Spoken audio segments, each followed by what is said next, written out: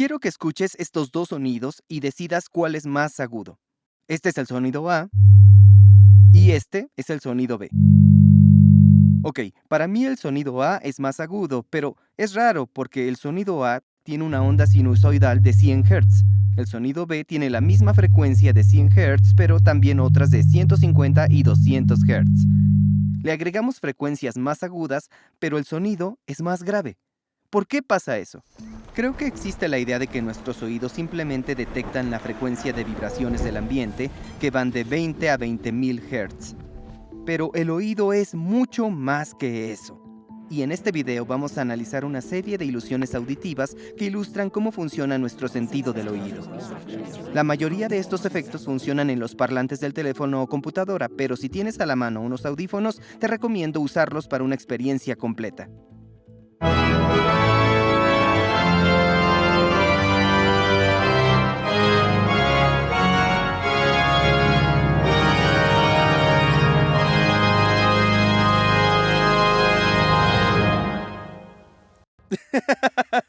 Se toca con todo el cuerpo, ¿no? Totalmente, sí.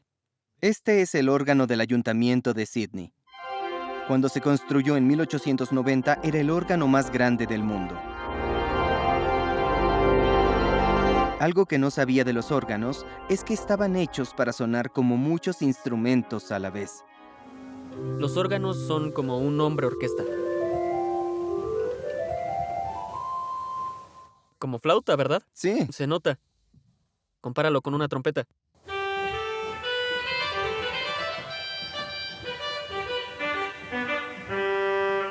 O como oboe.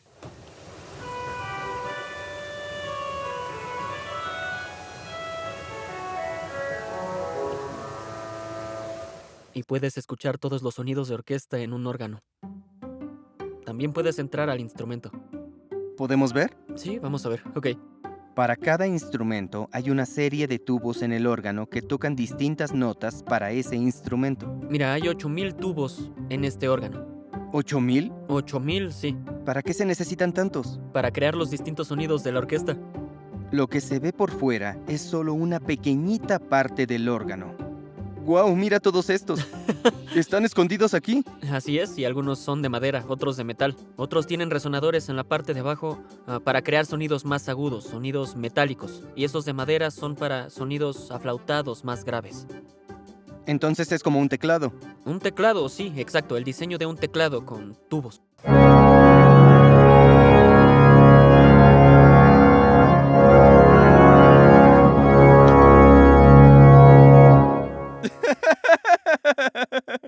Cuando vibran dos tubos del mismo largo, ambos tocan la misma nota. Esto se debe a que ambos están produciendo la misma frecuencia fundamental, que es la amplitud más grave y normalmente de mayor amplitud que producen. Pero si los tubos están hechos de materiales distintos, van a sonar diferente. Parecería que son instrumentos diferentes. Y es que cada uno produce un conjunto distinto de frecuencias más altas llamadas sobretonos. No son tan altos como la fundamental y no los escuchamos como tonos distintos, pero afectan la calidad del sonido, llamada timbre. Y así es como se puede distinguir una trompeta de, por ejemplo, una flauta. Tienen sobretonos de frecuencias y amplitudes relativas distintas. Para muchos instrumentos, los sobretonos más comunes son múltiplos enteros de la frecuencia fundamental. Son los llamados armónicos. Si esta fuera tu nota fundamental, las notas que escucharías con ella serían...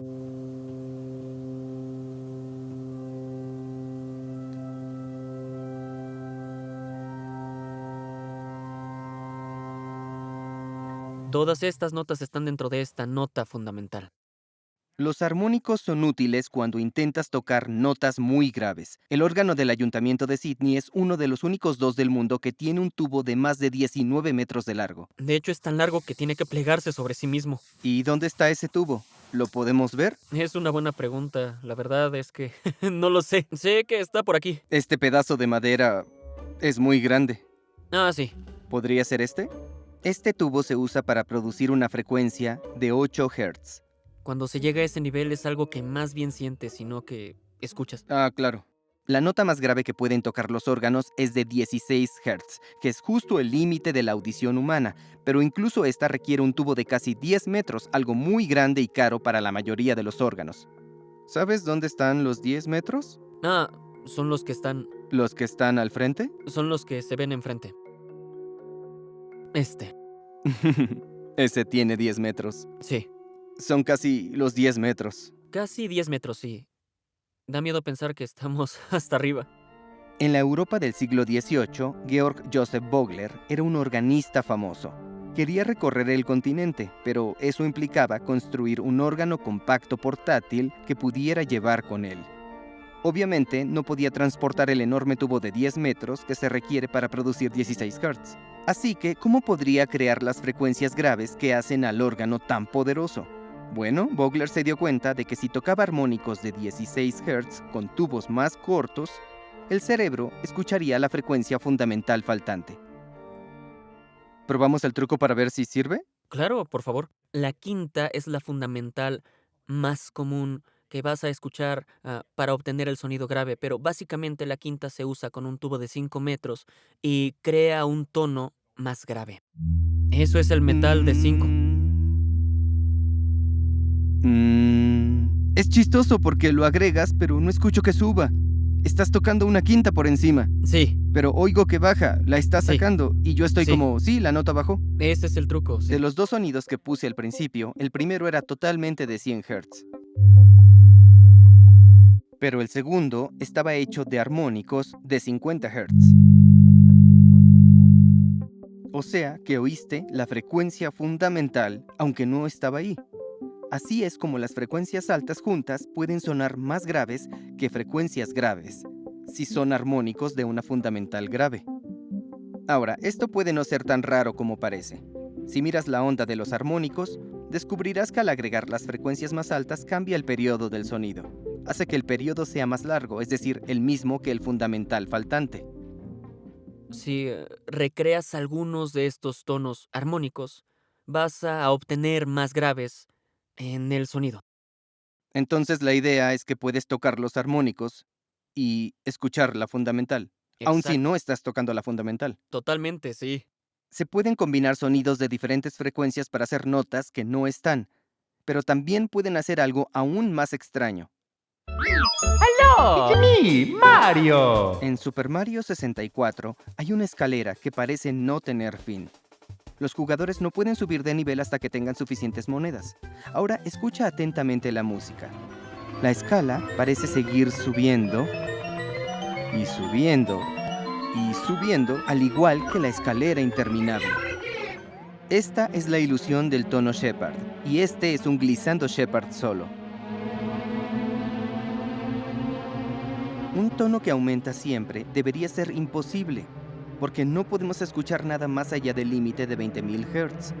Y sin embargo, este sonido sigue siempre aumentando. El truco es que un tono Shepard no es una sola nota. Se reproducen múltiples frecuencias, todas separadas por octavas. Todas estas frecuencias están aumentando, pero a medida que lo hacen cambian sus volúmenes. Las notas agudas se van silenciando y las notas graves son más fuertes. Las notas agudas se desvanecen y se incorporan nuevas notas graves. Esto da la ilusión de un tono en constante aumento, como la versión auditiva del poste de barberías. Los tonos Shepard también pueden evocar respuestas emocionales o físicas en algunos oyentes.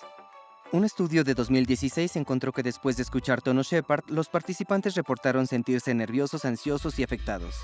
Tal vez por eso, durante una escena de bombardeo intenso en la película Dunkerque, suenan tonos Shepard en la banda sonora.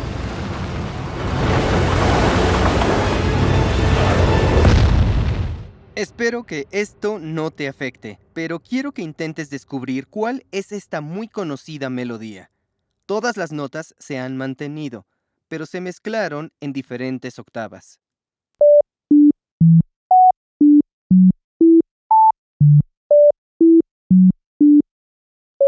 ¿Reconociste la canción?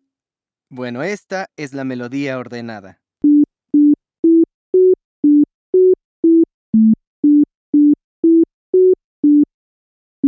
Pero ahora que escuchaste eso, ¿puedes seguir la versión desordenada?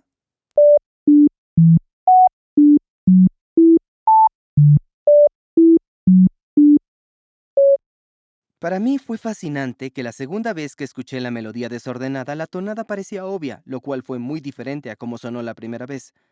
Nuestros cerebros también pueden encontrar patrones en sonidos aleatorios. Esta es la ilusión de palabra fantasma creada por la doctora Diana Dodge. Escucha este audio e intenta averiguar qué palabras están diciendo. Puedes poner lo que escuchaste en los comentarios.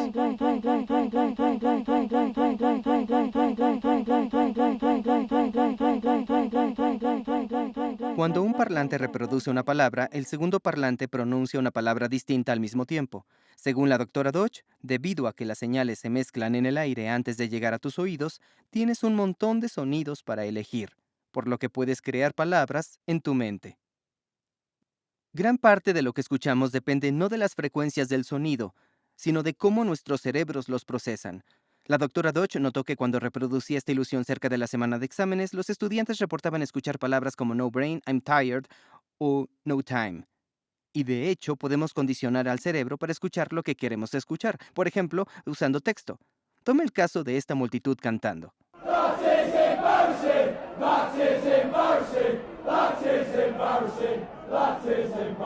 Estás condicionado a escuchar la letra que ves.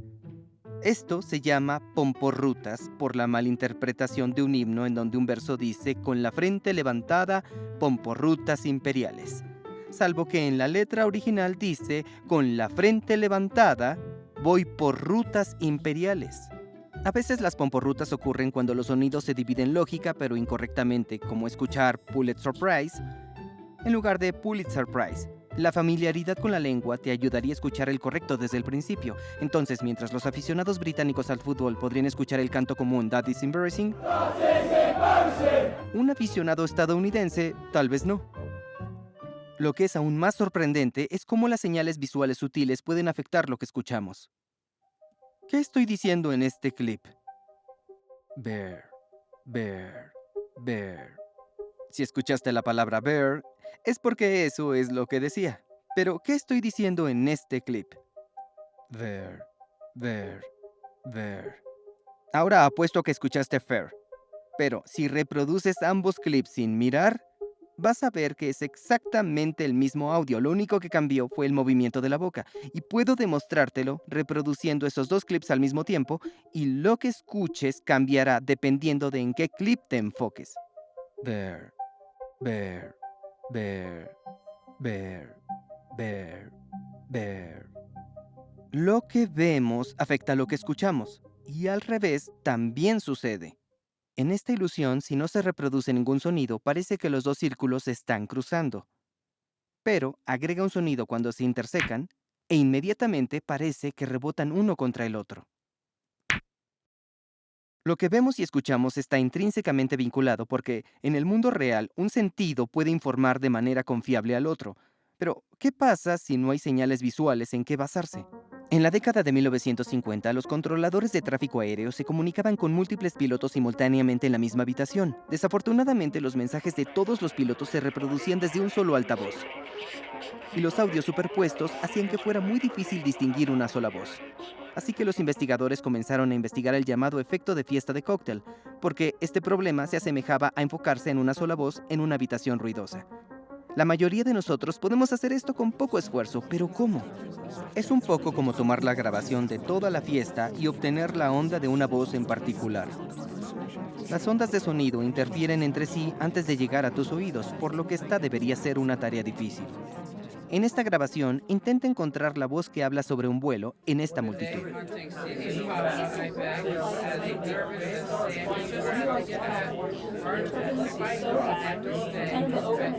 A mí me resulta bastante difícil, pero si escuchas primero la voz, entonces el resto de la conversación es más fácil de seguir.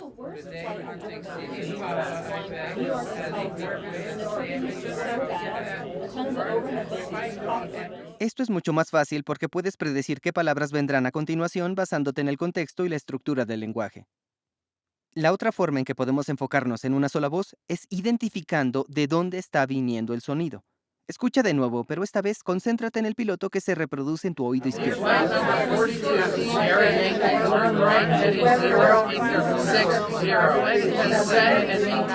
En una fiesta puedes enfocarte en tu amigo ignorando los sonidos que vienen de otras partes.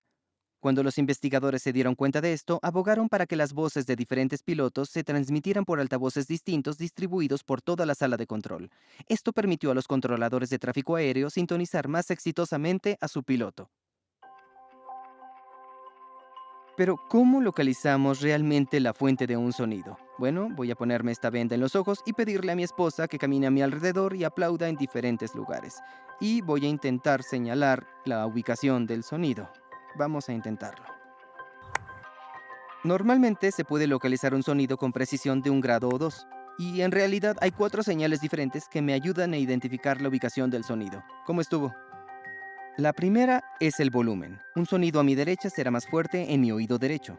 Mi cabeza proyecta como una sombra de sonido sobre mi oído izquierdo. Y la segunda señal es que esta sombra atenúa más las frecuencias altas que las bajas. Es como cuando tu vecino tiene una fiesta. Realmente no puedes escuchar las frecuencias altas como las letras, pero puedes escuchar el bajo porque las frecuencias bajas son menos atenuadas por la distancia y los obstáculos.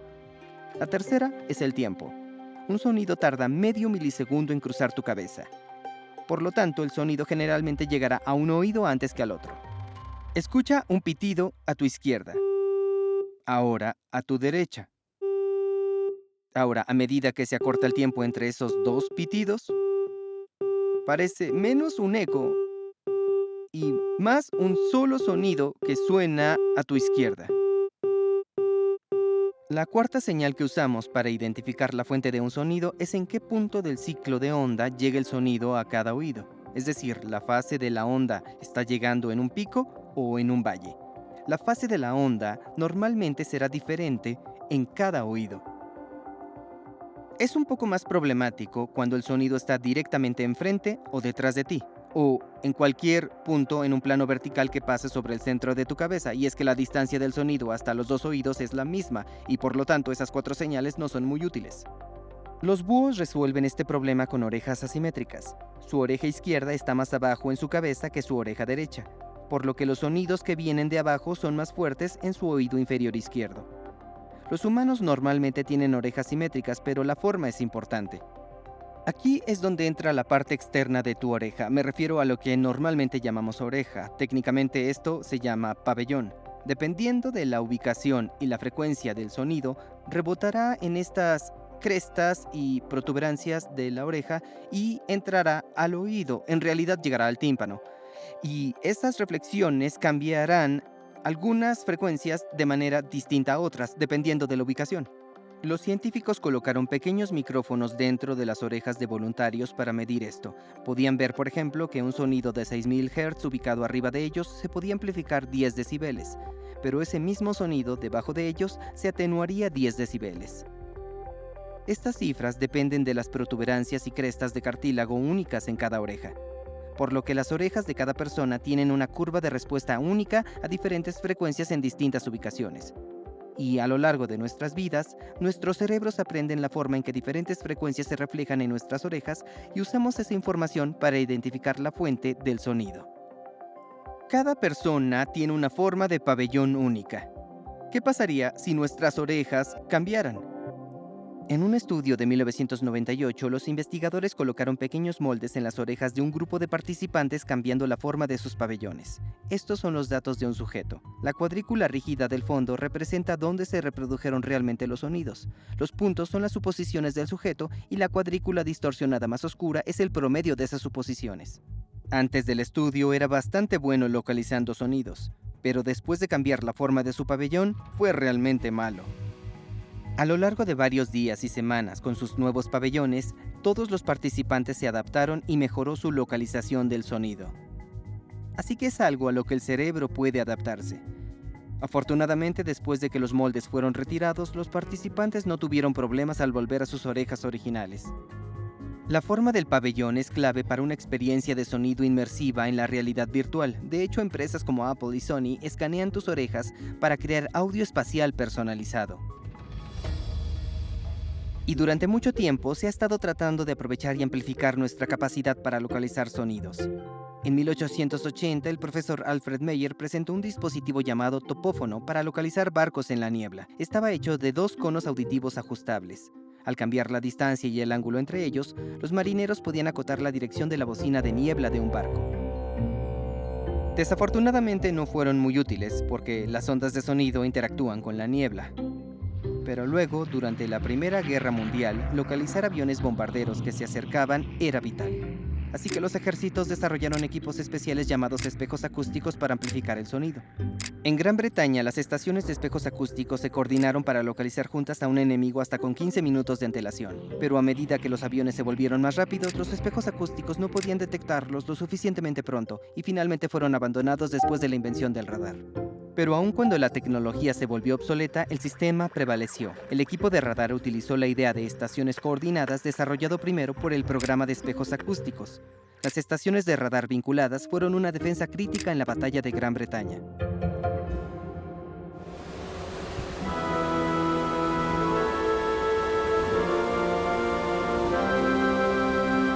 Esta es la voz angélica en el órgano del Ayuntamiento de Sídney. Cuando dos tubos están ligeramente desafinados, hay un efecto pulsante en el sonido. Puedes escuchar eso de una manera más pronunciada si reproduzco tonos puros. Esta es una onda sinusoidal pura de 261 Hz. Y una onda sinusoidal pura de 263 Hz. Cuando suenan ambos tonos, esas ondas de compresión y refracción interfieren entre sí. A veces los picos se alinean para producir un sonido más fuerte, y cuando un pico se alinea con un valle se cancelan. Como estas frecuencias están separadas por 2 Hz, escuchas 2 pulsos más fuertes cada segundo. Esto se conoce como pulsación. Ahora las pulsaciones son muy claras. Y esto tiene sentido cuando las dos ondas están interfiriendo en el aire. Pero ¿qué sucede si se reproduce un tono de 261 Hz en un oído y un tono de 263 Hz en el otro?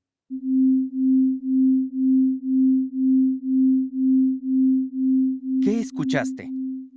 Bueno, los tonos nunca tuvieron la oportunidad de interactuar, pero aún puedes escuchar algunas pulsaciones sutiles. Tu cerebro se dispara a una velocidad correspondiente a la diferencia de fase, causando la percepción de pulsación. Cuando tu cerebro mezcla estas frecuencias, se llama pulsos binaurales. Y tal vez hayas oído hablar de los pulsos binaurales, ya que una búsqueda rápida en YouTube muestra que algunas personas afirman que pueden mejorar la concentración o la memoria. Pero una revisión de 2023 no fue concluyente y enfatizó la necesidad de más métodos de prueba estandarizados.